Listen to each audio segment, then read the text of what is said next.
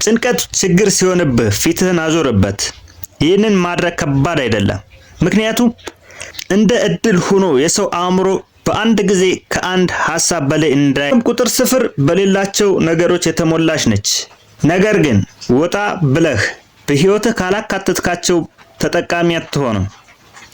ራስን በሰላም ፍቅር መትረፍረፍ ለሁላችን ይሁን። ውድ ቤተሰቦች እንዴት ናችሁ? ዛሬ አሪፍ በሆነ ቪዲዮ ተገናኝተናል። እስከ መጨረሻው ድረስ ተከታተሉ። ከጭንቀት እንዴት መውጣት ይቻላል የሚለውን ነው የምናየው። ከጭንቀት መላቀቂያው አንደኛው መንገድ ከሚያስጨንቅህ ነገር ራስን ማራቅ ነው። ጭንቀት ችግር ሲሆንብህ ፊትህን አዞርበት። ይህንን ማድረግ ከባድ አይደለም።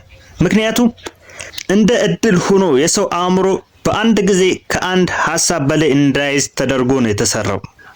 አውቀህ በሌላ ነገር ብታተኩር ባለፈው ሐሳብ ልትጨነቅ አትችልም። ስለዚህ ጭንቀት ጉሮሮህን አንቆ ሲይዘው ከዚህ መላቀቂያው ቀላሉ መንገድ የሚያስደስትህን ነገር መፈጸም ነው። የሚያስደስትህን ጨዋታ ተጫወት፣ መዝሙር ክፈት፣ ከጓደኛ ጋር ወጥተህ ምሳ ብላ፣ ጥሩ መጽሐፍ አንብብ። ይህ ሁሉ ካልተሳካ ቴሌቪዥን ክፈት።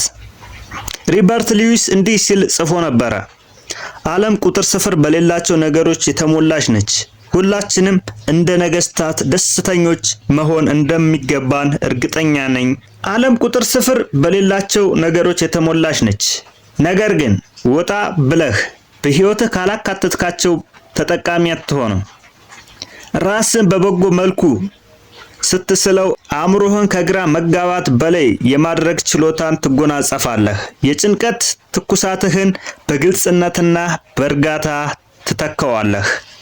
አእምሮአዊ ምስል ጭንቀትን መክፈፍ ይችላል። ሞክሩት፣ ውጤቱን ታገኙታላችሁ። ውድ ቤተሰቦች፣ የሰው ልጅ ታላቅነት የሚገለጸው በሚያገኘው ነገር ሳይሆን ለማግኘት በሚያሳየው ጽናት ነው።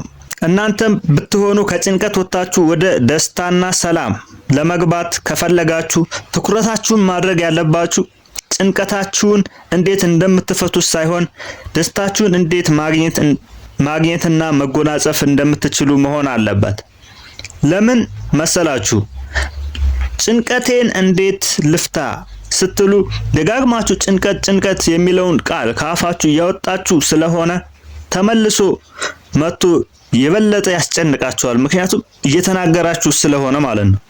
በተቃራኒው ደስታዬን እንዴት ላገኝ ስትሉ ደጋግማችሁ ካፋችሁ ደስታ የሚለው ቃል እየወጣ ነው። ስለዚህ ተመልሶ ደስታ ይመጣል። ምክንያቱም ደስታ እያላችሁ እየተናገራችሁ ስለሆነ ተመልሶ ይመጣል። ስለዚህ ማንኛውንም ነገር ለመፍታት ከፈለጋችሁ ተቃራኒውን መጠቀም ትችላላችሁ። ደጋግማችሁ ያሰባችሁትን እና የተናገራችሁትን ታገኛላችሁ። ስትጨነቁ እንዴት ልፍተው ሳይሆን እንዴት ደስታዬን ላገኝ፣ ደስታ የሚለውን ነገር ነው ማሰብ ያለባችሁ። በህይወታችሁ ላይ ማንኛውም ነገር ቢያጋጥማችሁ በኢኮኖሚም ቢሆን በምን እንዴት ከችግሬ ማለት ሳይሆን ያለባችሁ እንዴት አድርጌ የምፈልገውን ስኬታማ ህይወት መኖር እችላለሁ፣ እንዴት ስኬታማ ልሁን የሚለውን ነው ማሰብ ያለባችሁ እንጂ አሁን ያላችሁበትን ነገር የምትደጋገሙ ከሆነ የበለጠ እየዘቀጣችሁ ነው የምትሄዱት ለዛ ነገር። ስለዚህ ጥንቃቄ ማድረግ አለባችሁ ለምታስቡት ነገር።